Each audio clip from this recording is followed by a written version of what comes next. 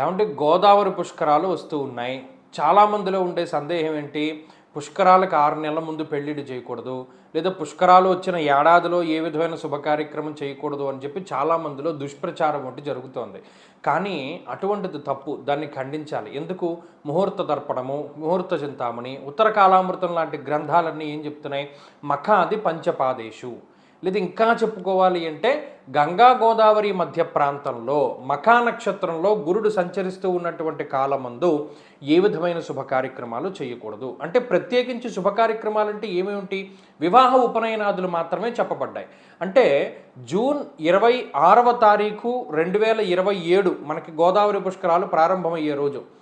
ఆ రోజు నుండి 4 పాదాల్లో గురుడు సంచరించేటువంటి కాలం వరకు, అంటే ఆల్మోస్ట్ ఆగస్టు నెల వరకు మాత్రం భారతదేశ వ్యాప్తంగా ముహూర్తాలు ఉండవు. మరి మన గోదావరి జిల్లాల వాళ్ళు ఏం చేయాలి అంటే మఖాది పంచపాదేశు, మఖా నక్షత్రంలో మొదలుపెట్టి 5 పాదాల్లో గురుడు సంచరించేటువంటిది. అంటే మఖ 4 పాదాలు, పుబ్బ 1వ పాదం వరకు సంచరించేటువంటి వరకు ఉన్నటువంటి కాలాన్ని మాత్రం వదిలిపెట్టాలి అని చెప్పారు. అంటే ఆల్మోస్ట్ జూన్ 26వ తారీఖు నుండి మనకి సెప్టెంబర్ నెల 15వ తారీఖు వరకు ఆ కాలాన్ని మాత్రం కంప్లీట్గా వదిలిపెట్టేసేయాలి. లేదు సెప్టెంబరు ఎలాగో మనకి శూన్యమాసం, భాద్రపద ఇవన్నీ వదిలిపెట్టేసినా సరిపోతుంది. కానీ పుష్కరాలకు 6 నెలల ముందు శుభ కార్యక్రమాలు చేయకూడదు, లేకపోతే పుష్కరాలు వెళ్ళిన తర్వాత 6 నెలల వరకు ఏమీ చేయకూడదు అనేటువంటి మాట అవాస్తవము. కేవలం ఆ గురుడు సింహరాశిలో సంచరించేటువంటి కొన్ని నక్షత్రాల్లో సంచరించేటువంటి కాలంలో మాత్రమే శుభ కార్యక్రమాలు చేయకూడదు. అందున వివాహాదులు ప్రత్యేకించి చేయకూడదు. మిగతావన్నీ జనరల్గా చేసుకోవచ్చును. కాబట్టి ఈ విషయాన్ని దృష్టిలో పెట్టుకోవాలి. ఎందుకంటే చాలామంది ఈ వీడియో గురించి అడుగుతున్నారు. ఇందులో నిజమెంత? పుష్కరాలకు 6 నెలల ముందు ఏమీ చేయకూడదుట, ఇందులో నిజమెంత అని అడుగుతూ ఉన్నారు. ఇది తప్పు, అవాస్తవము. జూన్ 26న మనకి పుష్కరాలు మొదలైతే అక్కడి నుండి దాదాపుగా మనం ఒక 2-3 నెలల కాలాన్ని మాత్రం వదిలేస్తాము. ఆ గురుడు ఆయా నక్షత్రాల్లో సంచరించేటువంటి కాలాన్ని వదిలిపెట్టి మిగతా కాలం అంతా కూడా మనం శుభ కార్యక్రమాలు చేసుకోవచ్చును. దీనికి ప్రమాణం ఉన్నది. అంటే గోదావరి పుష్కరాలు వస్తూ ఉన్నాయి. చాలామందిలో ఉండే సందేహం ఏంటి? పుష్కరాలకు 6 నెలల ముందు పెళ్ళిళ్ళు చేయకూడదు, లేదా పుష్కరాలు వచ్చిన ఏడాదిలో ఏ విధమైన శుభ కార్యక్రమం చేయకూడదు అని చెప్పి చాలామందిలో దుష్ప్రచారం ఒకటి జరుగుతోంది. కానీ అటువంటిది తప్పు. దాన్ని ఖండించాలి. ఎందుకు?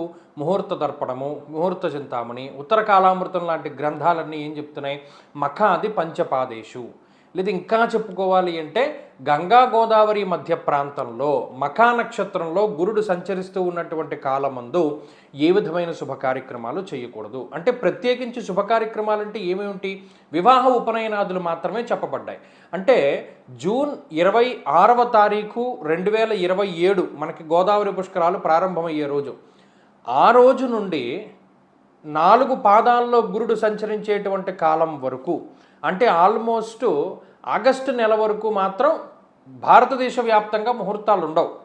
మరి మన గోదావరి జిల్లాల వాళ్ళు ఏం చేయాలి అంటే మఖాది పంచపాదేశు, మఖా నక్షత్రంలో మొదలుపెట్టి 5 పాదాల్లో గురుడు సంచరించేటువంటిది. అంటే మఖ 4 పాదాలు, పుబ్బ 1వ పాదం వరకు సంచరించేటువంటి వరకు ఉన్నటువంటి కాలాన్ని మాత్రం వదిలిపెట్టాలి అని చెప్పారు. అంటే ఆల్మోస్ట్ జూన్ 26వ తారీఖు నుండి మనకి సెప్టెంబర్ నెల 15వ తారీఖు వరకు ఆ కాలాన్ని మాత్రం కంప్లీట్గా వదిలిపెట్టేసేయాలి. లేదు సెప్టెంబరు ఎలాగో మనకి శూన్యమాసం, భాద్రపద ఇవన్నీ వదిలిపెట్టేసినా సరిపోతుంది. కానీ పుష్కరాలకు 6 నెలల ముందు శుభ కార్యక్రమాలు చేయకూడదు, లేకపోతే పుష్కరాలు వెళ్ళిన తర్వాత 6 నెలల వరకు ఏమీ చేయకూడదు అనేటువంటి మాట అవాస్తవము. కేవలం ఆ గురుడు సింహరాశిలో సంచరించేటువంటి కొన్ని నక్షత్రాల్లో సంచరించేటువంటి కాలంలో మాత్రమే శుభ కార్యక్రమాలు చేయకూడదు. అందున వివాహాదులు ప్రత్యేకించి చేయకూడదు. మిగతావన్నీ జనరల్గా చేసుకోవచ్చును. కాబట్టి ఈ విషయాన్ని దృష్టిలో పెట్టుకోవాలి. ఎందుకంటే చాలామంది ఈ వీడియో గురించి అడుగుతున్నారు. ఇందులో నిజమెంత? పుష్కరాలకు 6 నెలల ముందు ఏమీ చేయకూడదుట, ఇందులో నిజమెంత అని అడుగుతూ ఉన్నారు. ఇది తప్పు, అవాస్తవము. జూన్ 26న మనకి పుష్కరాలు మొదలైతే అక్కడి నుండి దాదాపుగా మనం ఒక 2-3 నెలల కాలాన్ని మాత్రం వదిలేస్తాము. ఆ గురుడు ఆయా నక్షత్రాల్లో సంచరించేటువంటి కాలాన్ని వదిలిపెట్టి మిగతా కాలం అంతా కూడా మనం శుభ కార్యక్రమాలు చేసుకోవచ్చును. దీనికి ప్రమాణం ఉన్నది.